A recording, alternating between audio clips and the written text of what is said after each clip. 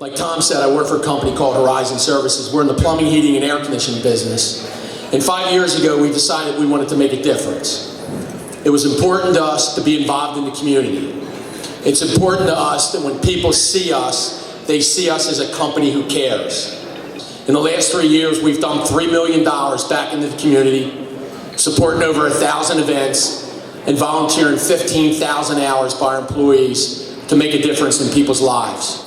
The other thing too, I think that people that constantly are in the position to help other people, I believe that something has happened to them at some period of time in their life.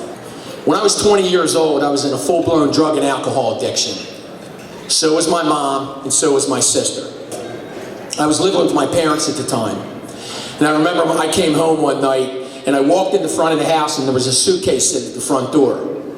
And my dad said to me, "That's your stuff. You're not going to live here anymore." And he took me down to the local YMCA, and he said, "I paid for the first 3 months. After that, you're on your own." I remember being there. Those 3 months, I got by okay. The month after that, I didn't have a job, not a lot of direction in my life, and I wasn't really sure what to do. And I remember one day I was hungry.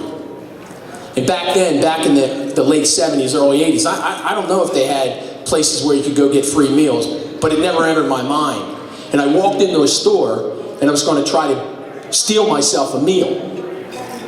And I got caught. And the store manager came to me and he said, "Leave the store, and if you ever come back, we're going to prosecute you." I walked out of the store, I walked down the street, I sat down on the curb, and I started to cry. I've never, ever, ever forgot that moment. I remember sitting in my office one day, and I kind of got smacked up the side of the head by God.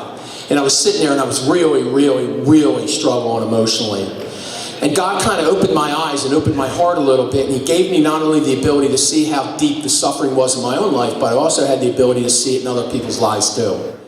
There was a guy who walked past my window, and he caught my eye, and I saw him come into the building. And I thought to myself, if I'm suffering like this and I have all the resources, what about other people? What about people who are living paycheck to paycheck? What about people who can't pay their bills? What about people whose lives are unraveling, whose kids are a mess? I realized at that moment that my focus in the business was no longer on the business. God sent somebody into our life to run the operations of the business, and I can focus on the people.